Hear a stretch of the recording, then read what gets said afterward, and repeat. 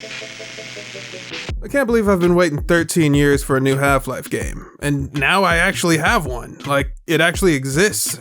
I've really played it. In terms of things I thought would never happen in a million years and I had abandoned all hope for ever coming true, this is one of those things that's up there with Duke Nukem Forever and the Final Fantasy VII Remake. And just like everything else I've been excited for in all my extra lives, there was no way Half-Life Alyx could have ever lived up to the hype. Cause after 13 years, nothing would ever be good enough. But I'm gonna keep playing this game, cause it scratches that Half-Life itch. It's a new Half-Life story, it's not just one of the previous games with a new coat of paint like Black Mesa. Cause Valve could've just taken Half-Life 2 or Portal and did a VR conversion, but this is a brand new game built from the ground up. Actually, forget I mentioned Portal, that is a terrible idea. Just thinking about Portal in VR makes me feel like I'm gonna lose tomorrow's lunch. Step back, I think I'm gonna vomit! So, Half-Life Alyx. Is it the best VR game I've ever played? Absolutely not. That title belongs to Superhot. Is it the best looking game I've ever seen? Bitch, it might be. There's a scene early on before shit hits the fan. I'm not gonna show it because I think people should experience it for themselves, but after the moment had passed, I just stood there, frozen in a state of shock. Then I buckled over and cried deeply. If I hadn't soldered my tear duct shut, the lenses of my headset would have been flooded. That's gonna go down as one of the coolest things I've ever seen in a game, and it goes to show that there are some things that are only possible in VR. Unfortunately, the scene I'm talking about isn't a part of the gameplay, it's just something you experience. If this was an on-rails VR roller coaster ride, I wouldn't have anything else to say about it. But there's a whole bunch of game here, so how about the stuff you actually play?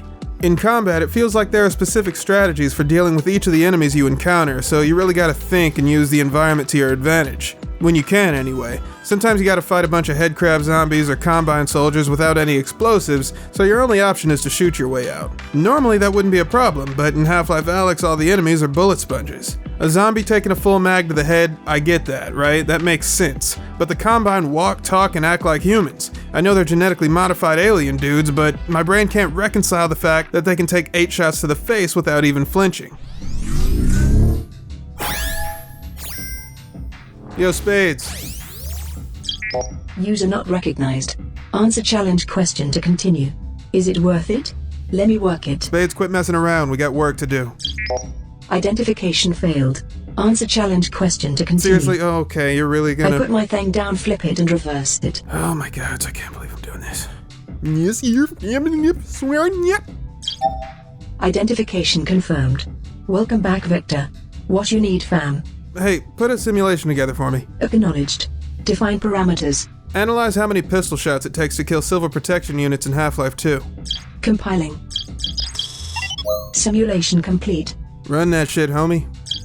Command not recognized. I said run simulation. Acknowledged. I fucking fix that.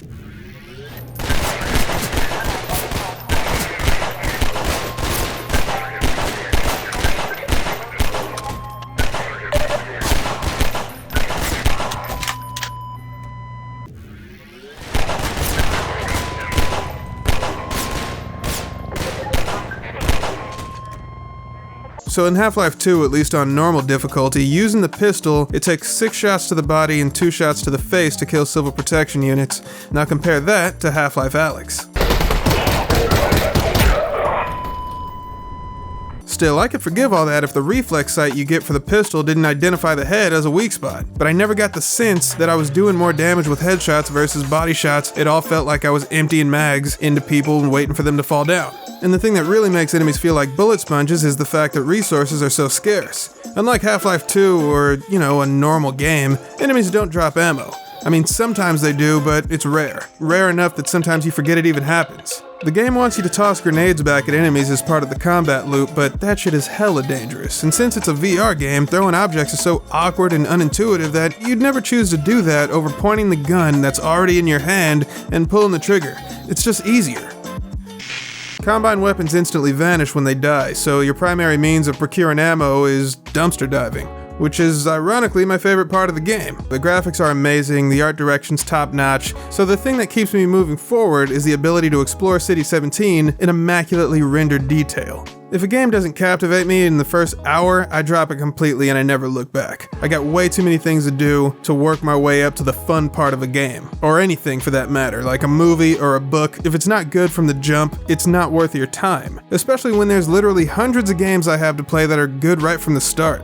Fortunately, Half-Life Alyx is holding my interest, enough to keep me coming back, so in that regard I think the game's a success. That being said, I still think the game would be even more gooder if it was a standard game and not VR only. And it looks like thanks to modding that's going to be a reality sooner rather than later, so I'm really excited about that. This is just me, but I don't see the justification for making it exclusive to VR. The novelty of exploring every nook and cranny of City 17 like a brave and venturous gynecologist looking for wayward hockey pucks it gets kinda old. I like exploring the environment, but what I don't like is having to painstakingly grab objects and place them in my inventory. That shit overstays its welcome real quick. Alyx halfway gets around this by giving you the gravity gloves so you can instantly grab objects from far away. It's actually a lot of fun catching objects out of midair, but when you're down to your last round during an intense firefight, you're like, no, I'm done with this, stop it.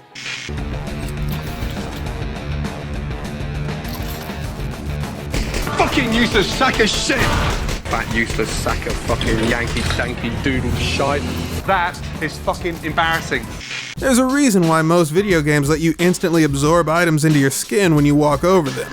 It's actually due to a highly complex psychological phenomenon doctors refer to as "Anybody got time for that bullshit?" And you know what's absolutely insane is the fact that Alyx is able to store items in 2 wormholes she has installed in her wrists. So it would have been relatively easy to figure out some pseudo-sci-fi nonsense explanation for making Alyx function like a normal, playable game. But wouldn't that break the immersion? No, not at all, because pointing a cursor and instantly teleporting is the default movement scheme, and Valve made that choice because it was the most accessible option. They even tell you this in the settings. So obviously, certain decisions were made to make Alyx more of a game instead of a completely immersive experience. In other words, there's really no reason why the game couldn't have been playable with a keyboard and mouse. The only reason to make this VR only is the fact that Valve gotta sell them indexes. And I get that. You know, from a business standpoint, you gotta do what you gotta do. But based on all the comments I've gotten about Half-Life Alyx, it seems like people are completely aware that VR is still in its infancy, and there's a ton of kinks that need to be worked out before it can grow beyond gimmick status.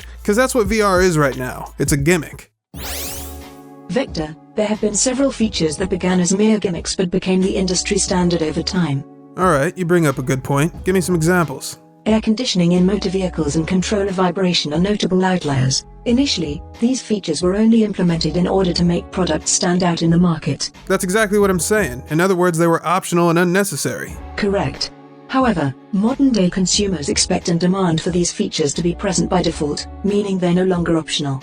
They're essential. So you're saying I should look at VR from another perspective because it's going to be the standard one day, but until that happens we need games like Half-Life Alyx to be killer apps that spearhead technological advancement and drive innovation.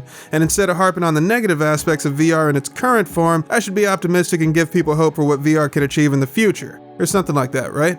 I mean, I wasn't gonna say all that, but yeah, pretty much. Yeah, but that's exactly the problem, Spades. I know what the future of VR looks like. I know exactly how much potential is there. So it's hard for me to get excited about this generation of VR when I've seen it become the center of the global economy in 2097. Like, this ship has a warp drive. That's like us going back to talk about this amazing new means of transportation called the bicycle. It's not a warp drive, it's a quantum non-Euclidean displacement engine. Shut up, nerd. Nobody cares. Look, in 10 years, who knows? Headsets should be smaller. There wouldn't be any controllers anymore. The game would just track your actual entire body, including toes, because that would enhance gameplay somehow. All of that would only cost like 50 cents. Like, you know, those gumball machines at the supermarket and you're a kid and you're like, Mom, can I have 50 cents? Like, you'll be able to buy freaking VR contact lenses out of them shits. So, you know, yeah, the future's looking bright. If and when that happens, it's gonna be a glorious day.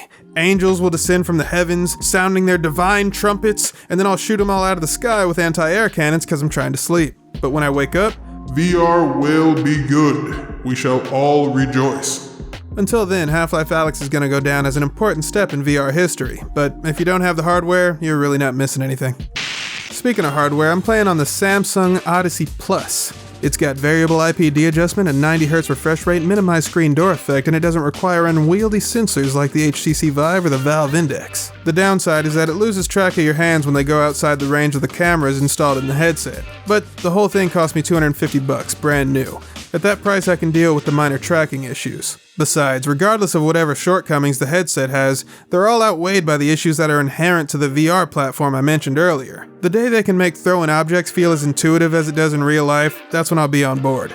But as it is, whenever I try and throw something, I feel like I have to relearn how to use my own arms. That's no fun. So why a Windows mixed reality headset and not the Valve Index? I mean, Half-Life Alyx was designed to work best with the Index, so maybe the reason I'm not showering the game with praise is because I'm playing on substandard hardware, right?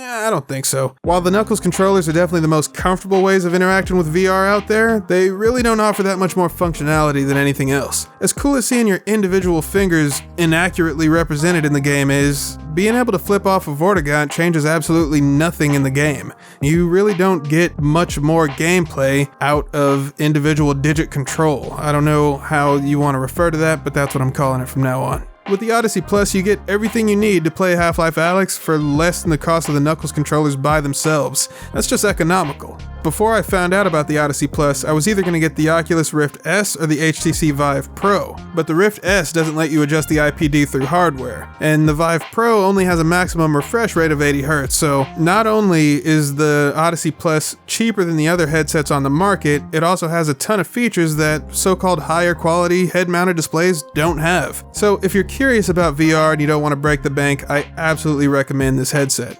Alright, I've been cruising in this sector for too long. Time for me to get the hell out of Dodge. If you want to talk more Half-Life Alyx, feel free to drop me a comment, and you can also check the Discord and Twitter links in the description.